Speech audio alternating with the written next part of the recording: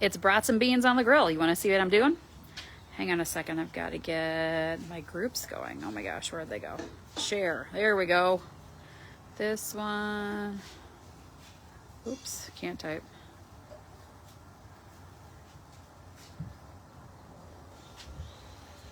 Oops, can't type. There we go. Okay. It's really bright, so hang on. Here we go.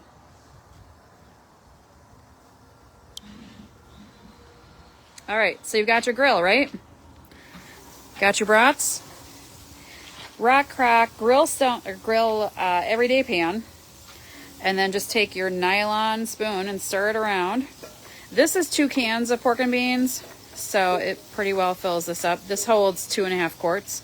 Oven is still available, so same look but twice as high. So this is half the height. The Dutch oven is about this tall, so maybe a little challenging for my. And I lost connection. Okay, we're back. So your rock crock, if you have this everyday pan, can definitely go on your grill. You can also put your rock crock grill stone, which is a pizza stone, on here. That will fit. And then the little rock crock, the square grill pan that we used to have, it's about this same size. You can also put that on your grill. So those products have all been retired now, but we still have the Dutch oven. So you can see our brats look amazing. My dad's been doing some good cooking here. These are the chef's tongs, so we're going to take these and put our brats in our insulated serving bowl. And this will keep your food warm for 2 hours. Right, buddy? Yep. So if you eat in shifts at your house, you should have these. Those all look good?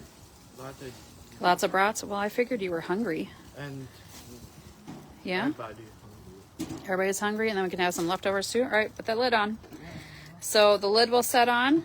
It has a little hook right here, so you can set this on the side of your bowl like that.